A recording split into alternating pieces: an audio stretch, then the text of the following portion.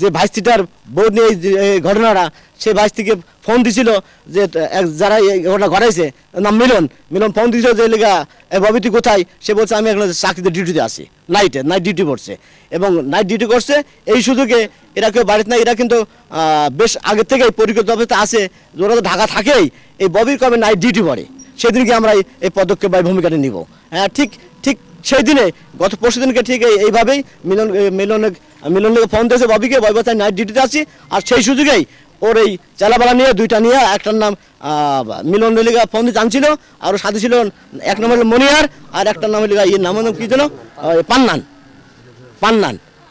ওর বাপের নামে লেগা রহমান, আর লেগা এর বাপের নামে লেগা মনিয়ার বাপের নামে লেগা মৃত্যু আবুল মন্ডল।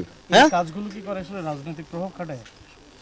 রাজনৈতিক প্রভাব আমি বলবো না, এরা আসলে বিএনপি ঘেঁষা। আমি রাজনৈতিক প্রভাব, এখানে রাজনীতির কথা বলে না আমাদের। তাদের এই ইয়েটা মানে কোন শক্তিতে কাজটা করছে সেটা আমি জানি না। এখন রাজনৈতিক প্রভাবও হতে পারে, তার হলে গোষ্ঠীর জোরও হতে পারে, সেটা তাদের ব্যাপার। কিন্তু হ্যাঁ, আর কিছু অর্থ তো হয়ে গেছে, এটা লেগা 9 পয়সার মানুষ, হ্যাঁ, বিদায় লেগা মানে সেই পয়সার জোরে হয়তো করতে পারে। এখন আরেকটা সুযোগ নিয়েছে, বাড়িতে কেউ ছিল না বেদায় এই সুযোগটা নিয়েছে। যদি বাড়িতে সবাই ফ্যামিলি ধরে থাকতো হয়তো এই সুযোগটা নিতে পারতো না। কথা বলছেন? তা এখন আমরা চাচ্ছি যে এর লেগা বাংলাদেশের সর্বোচ্চ শাস্তি, সেই শাস্তি যেন তারা পায়। আমার সাথে এখানে অনেকে আছে, আমি বলি আগে পান্দানোর কথা বলি। পান্দানোর জন্য ওর বাড়ির পাশের একটা ফ্যামিলির একটা নষ্ট হয়ে গেছে।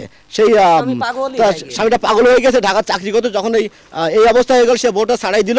এদের কারণে বউটা বললো আমি আর ভাত খাইতে পারবো না, ওখানে থাকতে পারবো না, তোমার চাকরি ছাড়তে হবে, নইলে আমাকে ছাড়িয়ে দিতে হবে। তারপরে বললেন আমার চাকরি ছাড়তে আমরা সংসার ছিল, হয়তো বাবার জায়গা নাই।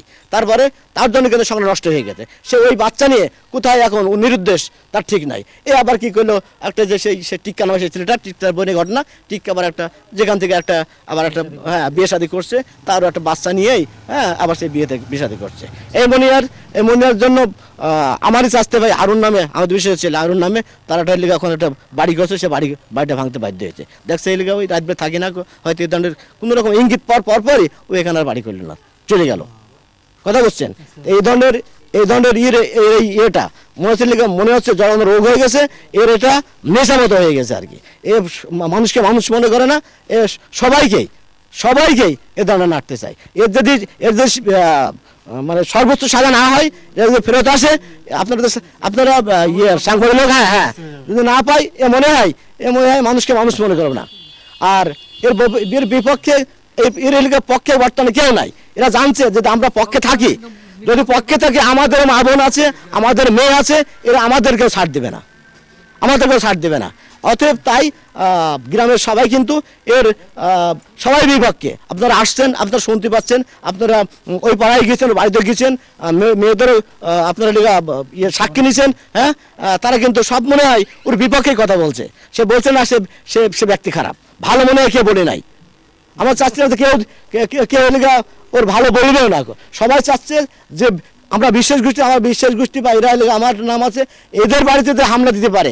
আমরা গরিব মানুষ অনেকে আছে, হ্যাঁ, তো আমাদের বাড়িতে আমাদের ওর কিছুই মনে করবে না, এই মনিয়ার বা ওই সেই মিলন আর লিগায় পান্নান, এই তিনজন মনে হচ্ছে যদি সত্যি বাস্তবে যদি দেশে ফিরে আসে, হ্যাঁ, সাধারণ লোক বুঝতে পারছে যে আমাদের মা বোন নিয়ে আমরা মনে ঘর থাকতে পারবো না। তাই আমাদের পিছনে সবসময় সময় দিচ্ছে। যেটুকু দেখলেন সবাই কিন্তু ওরা আমার সাথেই রয়েছে। এর সুষ্ঠু বিচার চাই। আমরা সব সময় আমাদের বলছে সবসময় আপনাদের সাথে আছে, যখন ডাকবেন, যেখানে ডাকবেন, সবসময় আপনার সামনে আমরা যাবো।